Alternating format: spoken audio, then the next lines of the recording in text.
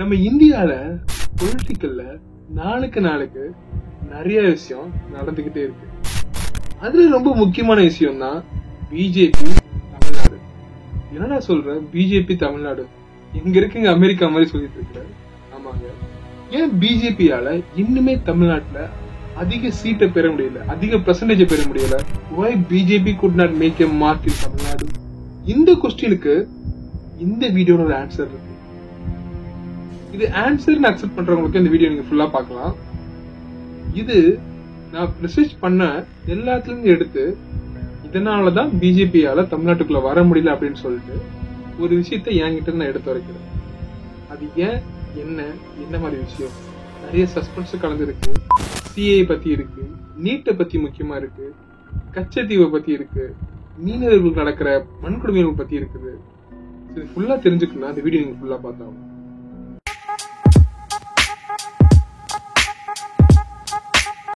Hi guys, அன்பான subscribers இருக்கும் அன்பு செலுத்தின அன்பான அன்பு வணக்கம். முதல்ல பிஜேபின்னு வேர்டு வந்தாலே தமிழ்நாட்டுல கோபேக் மோடின்னு வரும், நீ பிஜேபிக்கு சொம்பு தூக்குறன்னு வரும், நீ ஒரு சங்கின்னு வரும். கிட்டத்தட்ட நம்மள வந்துட்டு போர்ட்ரேட் பண்ற விதமே மாறிடும். நான் இங்க பிஜேபியை முன்ன வச்சியும் மத்த கட்சி தப்பா பேசியும் பேச வரல. ஏன் பிஜேபியால தமிழ்நாட்டுல ஆட்சிக்கு வர முடியல அப்படின்ற கான்செப்ட் தான் பேச வந்திருக்கேன். ஸோ நான் வந்துட்டு யாரையுமே சப்போர்ட் பண்ணி பேச வரல. இதுல அவங்கள பத்தியும் குறை இருக்கு, இவங்கள பத்தியும் குறை இருக்கு, எல்லார பத்தியும் குறை இருக்கு. சரி, அதெல்லாம் இருக்கட்டும். இப்ப நம்ம பாயிண்ட் போறோம். ஏன் பிஜேபியால தமிழ்நாட்டுல வின் பண்ண முடியல? 2006, 2011, 2016 இந்த 3 வருஷமும் பிஜேபி தமிழ்நாட்டுல தனித்துவமா போட்டிடுச்சு. பட் அது போட்டிட்டும் வெறும் 2.5% தான் ஓட் ஷேர் பண்ணிருக்காங்க. இதுவே 1996 பிஜேபி தமிழ்நாட்டுல ஃபர்ஸ்ட் டைம் வின் பண்ணிச்சு. அப்ப வெறும் 1.8% ஓட் ஷேர் தான் பண்ணாங்க. சோ இதுக்கப்புறமா எம்பி எலெக்ஷன்ல 2001 டிஎம்கேயோட பிஜேபி கூட்டணி வச்சாங்க. சோ அந்த டைம் 4 சீட் வின் பண்ணிருக்காங்க. அதே மாதிரி 2021 ஏடிஎம்கேயோட கூட்டணி வச்சு 4 சீட் வின் பண்ணிருக்காங்க. அதுக்கப்புறமா பாத்தீங்கன்னா நடந்த எலெக்ஷன்ல அவங்க 0 ஓட்டு தான் வாங்கியிருக்காங்க. அதாவது எந்த எம்பி எலெக்ஷன் சீட்லயும் அவங்க ஜெயிக்கல. சோ இப்படி ஒரு கட்சி இவ்வளவு வருஷம் கூட்டணி அமைச்சு கூட அவங்க 4 எம்பி சீட் தான் வாங்க முடிச்சு எலெக்ஷன்ல. அவ்வளவு ஓட் ஷேரும் பண்ணல. ஏன் இவங்களால அதிகபட்ச ஓட் பெர்சன்டேஜ் கூட இன்னும் தமிழ்நாட்டுல வாங்க முடியல? அப்படி என்ன இவங்க தமிழக மக்களுக்கு பண்ணிட்டாங்க? ஏன்னா இவங்க இது வரைக்கும் ஆட்சியில இருந்தது இல்ல, எந்த ஒரு விஷயமும் அவங்க டைரக்டா இந்த இன்வால்வ் ஆனதும் இல்ல. அப்படி இருந்துமே தமிழக மக்கள் ஏன் பிஜேபி வெறுக்கிறாங்க? இதை நம்ம தெரிஞ்சிருக்கணும்னா கிட்டத்தட்ட 100 வருஷத்துக்கு பின்னாடி போனோம். பிரிட்டிஷ் ஆட்சி காலத்துல காங்கிரஸ் டாமினேட் பண்ணும்போது பிராமின்ஸ் எல்லாருமே பாத்தீங்கன்னா எஜுகேஷன் அண்ட் கவர்மெண்ட் ஜாப்ல ரொம்ப டாமினேட் பண்ணி இருந்தாங்க. அதே மாதிரி 1911 நடந்த சென்சஸ் கணக்குப்படி பாத்தீங்கன்னா இந்தியாவோட பாப்புலேஷன் பிராமின்ஸ் வெறும் 3.2% தான். பட் 80% ஆஃப் எஜுகேஷன் பாத்தீங்கன்னா அவங்க, அதாவது 80% படிப்பு வேலை வாய்ப்புகள் எல்லாமே பாத்தீங்கன்னா பிராமின்ஸ் கையில தான் இருந்துச்சு 1911 வரைக்கும். அதுக்கப்புறமா தான் பாத்தீங்கன்னா நான் பிராமின்ஸ் கம்யூனிட்டி, செட்டியார், நாயுடு இவங்க எல்லாமே பாத்தீங்கன்னா அவங்களுக்குன்னு தனி கம்யூனிட்டி ஸ்டார்ட் பண்ணி தனியா பிரிஞ்சு வர ஆரம்பிச்சாங்க. 1934 பெரியார் என்ன பண்ணாரு பாத்தீங்கன்னா ஜஸ்டிஸ் பார்ட்டியை செல்ஃப் ரெஸ்பெக்ட் மூவ்மெண்டா ஸ்டார்ட் பண்ணி அது கூட மெர்ஜ் பண்ணி விட்டாரு. Anti Brahmin, anti Congress and anti north India இது எல்லாத்தையுமே பாத்தீங்கன்னா இதுதான் வழிவகுத்துட்டு இருந்துச்சு. அதுக்கப்புறம் 1944 பெரியார் ஜஸ்டிஸ் பார்ட்டியை ஒரு சோசியல் ஆர்கனைசேஷன் ஆரம்பிச்சு எலெக்ஷன் எல்லாம் போட்டிவிடாம அவர் வச்ச டிமாண்ட் என்னன்னு தெரியுமா? அதாவது சவுத் இந்தியா, அந்த தமிழ்நாடு, கர்நாடகா எல்லாம் சேர்ந்துருந்தது பாத்தீங்களா, இதுக்கு தனி நாடு வேணும்னு போராட ஆரம்பிச்சாரு. இதை பத்தி ஒரு தனி வீடியோ போடலாம். கண்டிப்பா நான் சீக்கிரம் அதை பத்தி நான் போடுறேன். சோ இப்ப தொடர்ந்து நம்ம பார்ப்போம். இதனால என்ன பாத்தீங்கன்னா பெரியாரோட ஃபாலோவர்ஸ் எல்லாமே பாத்தீங்கன்னா அவர்கிட்ட இருந்து பிரிஞ்சு எங்களுக்கு இந்த மாதிரி விருப்பம் இல்லை, நாங்க இந்தியா கூட தான் இருக்க ஆசைப்படுறோம்னு சொல்லிட்டு அவங்க தனியா ஆரம்பிக்கப்பட்ட இயக்கம் தான் டிஎம்கே. அதுக்கப்புறம் தமிழ்நாட்டுல டிஎம்கேட வளர்ச்சி எங்கேயோ உயர்ந்து கொண்டு போச்சு. சோ அதுக்கப்புறம் தமிழ்நாட்டுல நடந்த அரசியல் எல்லாருக்குமே தெரியும். அதை பத்தி நான் தனி ஒரு வீடியோ போடுறேன்.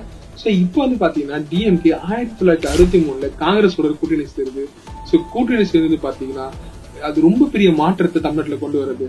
சோ அந்த டைம்ல தான் பாத்தீங்கன்னா என்னதான் அவங்க கூட்டணி வச்சாலும் இந்திரா காந்தி, ராஜீவ் காந்தி போல தலைவர்கள் தமிழ்நாட்டுக்கு விசிட் பண்ணும் போது பயங்கரமான போராட்டங்களும் ரொம்ப ரொம்ப பெரிய விஷயம் கலவரங்களும் நடக்கும். இப்ப மோடிக்கு எதெல்லாம் நடந்துச்சோ அது அவங்க அப்பயே நடந்துட்டு இருந்துச்சு. இது ஏன் உங்களுக்கு எல்லாருக்குமே தெரியுமா? நம்ம எல்லாருமே இப்ப இல்ல கண்ணோட்டத்தை மட்டும் பாத்துட்டு இருக்கோம். அப்பயும் இது எல்லாமே நடந்துட்டு இருந்துச்சு. இது எல்லாமே காங்கிரஸ் நடந்துச்சு. இது எல்லாத்துக்கும் முக்கிய காரணம் இலங்கை தான். என்ன ஸ்ரீலங்கா கை காமிச்சிட்டு நீ போஸ்ட்னு, நீ தமிழ்நாட்டில் நடக்கிற பிரச்சனைக்கும் ஸ்ரீலங்காவுக்கும் என்ன சம்பந்தம் வாங்க தெரிஞ்சுப்போம். இது ஏன் நீ ஸ்ரீலங்கா குற்றச்சாட்டு வைக்கிற? இந்திரா காந்தி ஆட்சி பண்ணும்போது பாத்தீங்கன்னா ஸ்ரீலங்காக்கு கச்சத்தீவுன்ற ஒரு தீவை ஸ்ரீலங்காவுக்கு கொடுத்துட்டாங்க. சோ அது தமிழக மக்களுக்கும் நம்ம தமிழக கடலோர இருக்கிற மீனவர்களுக்கு யாருக்குமே பிடிக்கல. ஏன் பிடிக்கல ஏன்னு பாத்தீங்கன்னா ஒரு பார்டர் அமைச்சிட்டாங்க ஸ்ரீலங்கா. சோ அந்த பார்டரை தாண்டி யாரு போனாலும் மீனவர்களை சுட்டு கொண்டுட்டு இருக்காங்க இலங்கை கடற்படை மற்றும் ராணுவம். இது தமிழக மக்களுக்கு ரொம்பவே மனசுல ஒரு இன்னுமே ஆற முடியாத ரணமாவும் ரொம்ப கஷ்டமாவும் இருந்துட்டே இருக்கு. இன்னுமே வந்துட்டு அது நடந்துட்டுதான் இருந்துச்சு. பட் இப்போ சில பல வருஷங்கள் அது குறைஞ்சிருக்குதான் தவிர நம்ம கண்ணுக்கு தெரியாம அந்த விஷயங்கள் நடந்துதான் இருக்கு. இப்போ கொலை பண்றது அளவுக்கு அவங்க போறது இல்ல, படகை சேதப்படுத்துறது அந்த மாதிரி விஷயங்கள் இன்னுமே நடந்துட்டு தான் இருக்கு. இதே மாதிரி வந்து பாத்தீங்கன்னா தமிழ்நாடு விசஸ் கர்நாடகா, இது எல்லாருக்குமே தெரியும் காவேரி இஷ்யூ. இன்னுமே பாத்தீங்கன்னா எந்த கட்சி சென்ட்ரல் ஆட்சியில இருந்தாலும் இன்னுமே அந்த ஒரு இஷ்யூக்கு கரெக்டான சொல்யூஷனை கொடுக்கல. இது மேஜரா காங்கிரஸ் ஆட்சியில் இருந்தபோது கூட இது வந்து டிஎம்கே கூட கூட்டணி வச்சது கூட வந்து பாத்தீங்கன்னா இதுக்கான சொல்யூஷன் கிடைக்கவே இல்லை. இதனாலயுமே பாத்தீங்கன்னா தமிழக மக்கள் அவங்கள கோபமா இருந்திருக்காங்க. சோ இது ஒரு மெயின் ரீசன். இன்னுமே ஏன் வந்து பாத்தீங்கன்னா தமிழக மக்கள் மோடி மேல வந்துட்டு ஒரு கோபமா இருக்கிறதும், ஒரு எந்த ஒரு சென்ட்ரல்ல இருந்து யாராவது வந்துட்டா ஏன் கோபமா இருக்காங்கன்னா இது எல்லாமே வந்து பாத்தீங்கன்னா ஒரு மெயின் ரீசன் அமையுது. இது வெறும் டார்கெட் ஃபார் மோடி மட்டும் இல்ல, ஒருவேளை இன்னும் அடுத்த எம்பி ராகுல் காந்தி ஜெயிச்சு வந்தா கூட அவர் இதெல்லாம் பண்ணலனா கூட கோ பேக் ராகுல் காந்தி நடக்கும், கண்டிப்பா நடக்கும். அதே மாதிரி பிஜேபியால ஏன் இன்னும் தமிழ்நாட்டுக்கு வர முடியலன்னா இந்தி முன்மொழிகிறது. இது வந்து ஒரு திராவிட நாடு அப்படின்னு சொல்லிட்டு எல்லாமே தெரியும் எல்லாருக்கும். சோ இந்த இடத்துல தமிழ் தான் வந்துட்டு முன்னாடி நின்று, தமிழ்நாட்டுல தமிழ் தான் முன்னாடி நிக்கணும் அப்படின்ட்டு நம்ம எல்லாருமே சின்ன வயசுல படிச்சு தமிழ் மொழி தான். பட் திடீர்னு இந்தின்ற ஒரு விஷயம் வந்த உடனே அந்த இந்தியை வந்துட்டு ஏன் நீங்க திணிக்கிறீங்க, பாடத்தில் திணிக்கிறீங்க, அது நாங்க வேணும்னா கத்துப்போம் அப்படின்னு சொல்லிட்டு தமிழக மக்கள் அதுல உறுதியா இருக்கும்.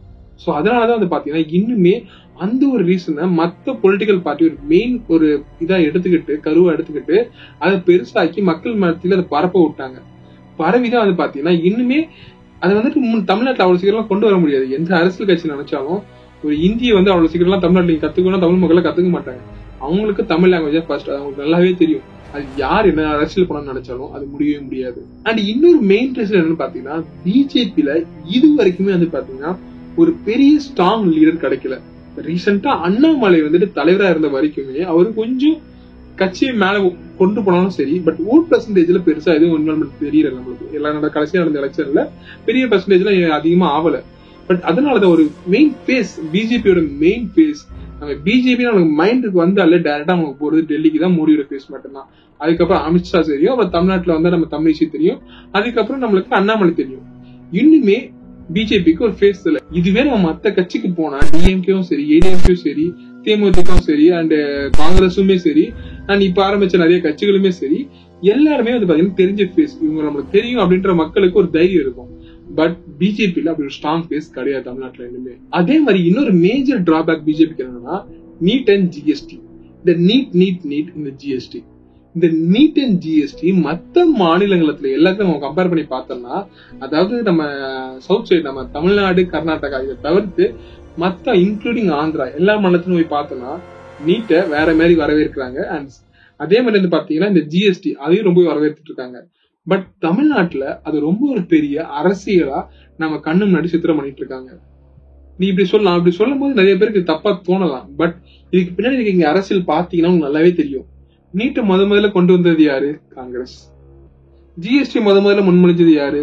யார் பீரியட்ல முன்மொழிஞ்சாலும் உங்களுக்கு எல்லாருமே தெரியும். இத ஒரு ஐடியாலஜியா கொண்டு வந்தது ஒருத்தர் கொண்டு வந்தாங்க. இப்ப அதை முன்மொழிஞ்சு அதை நடத்திட்டு இருக்கும் போது அதுல குறைகளை சொல்லலாம். நீங்க இது இப்படி மாத்தி பண்ணலாம், இது இப்படி இருக்குப்பா, இந்த ஜிஎஸ்டில இதெல்லாம் நீங்க குறைக்கலாம் அப்படின்னு சொல்லலாம். ஜிஎஸ்டி வேணாம்னு சொல்லக்கூடாது. அதே மாதிரி நீட்டை நீங்க எப்படி வந்துட்டு அந்த பாடத்திட்டத்தை மாத்தலாம், இந்த பாடத்திட்டத்தை தமிழ்நாடு மக்களுக்கு ஏற்ற மாதிரி நீங்க மாத்தி கொடுக்கணும், இல்ல எல்லாருக்கும் கொஞ்சம் காமன் சிலபஸ் கொண்டு வரணும் அப்படின்ற விஷயத்தை நீங்க முன்மொழியலாம். அதுக்கு நீட் பேன் சொல்லக்கூடாது.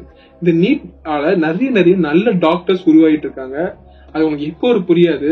இன்னும் 10-15 வருஷம் கழிச்சு இந்தியாவோட மெடிக்கல் இண்டஸ்ட்ரி எவ்வளவு பெரிய டெவலப் ஆயிருக்குன்னு உங்களுக்கு அப்போ புரியும்.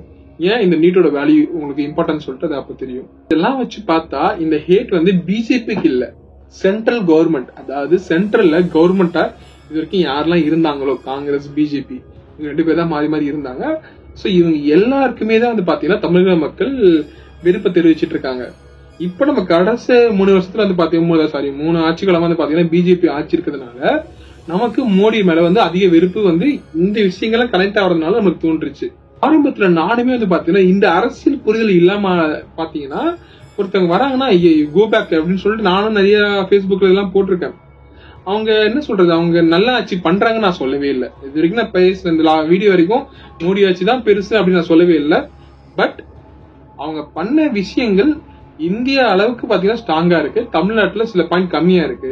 அது ஏன்னு உங்களுக்கே தெரியும். இது இப்ப நான் வீடியோல சொன்ன பாத்தீங்களா, இது எல்லாம் தான் அதுக்கு ரீசன்.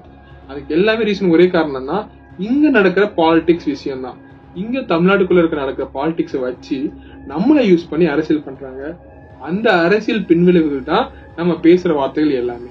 பாயிண்ட் ஓரளவு வச்சு பார்க்கும்போது நமக்கு நல்லா புரிதல் இருக்குது. ஸோ இது வரைக்குமே தமிழ்நாட்டில் பிஜேபியால பெரிய பர்சன்டேஜ்லாம் வாங்க முடியல. பட் இந்த கடந்த ஒரு 2-3 வருஷமாக பாத்தீங்கன்னா பிஜேபிக்கான சேர்ற கூட்டம் கொஞ்சம் அதிகமா இருக்கு. பிஜேபின்ற ஒரு கட்சி, டிஎம்கே, ஏடிஎம்கே, இதுக்கப்புறம் தமிழ்நாடுல ஒரு ஸ்ட்ராங்கஸ்ட் பார்ட்டியா பிஜேபி முன்மொழிஞ்சிட்டு வருது. இது நடுவில் சீமானும் அந்த ரேஸ்ல இருக்காரு. இப்ப யார் வந்துட்டு அந்த தேர்ட் பொசிஷனுக்கு வர போறாங்கன்னா நம்ம அப்கமிங் எலெக்ஷன் எல்லாம் பார்க்க போறோம். அந்த தேர்ட் பொசிஷன்ல வர போறது சீமானா, பிஜேபியா, இல்ல தமிழ்நாட்டுல புதுசா உருவாயிருக்கிற டிவிகேவா? சோ நீங்க எந்த கட்சி முன்னாடி ஒரு தேர்ட் பொசிஷனுக்கு வரும்னு சொல்லிட்டு கமெண்ட் பாக்ஸ்ல கமெண்ட் பண்ணுங்க. சோ இந்த வீடியோ உங்களுக்கு பிடிச்சிருந்தா மட்டும் லைக் பண்ணுங்க, ஷேர் பண்ணுங்க, சப்ஸ்கிரைப் பண்ணுங்க. சோ ஒரு புது வீடியோ நான் சீக்கிரமா சந்திக்கிறேன். பாய்.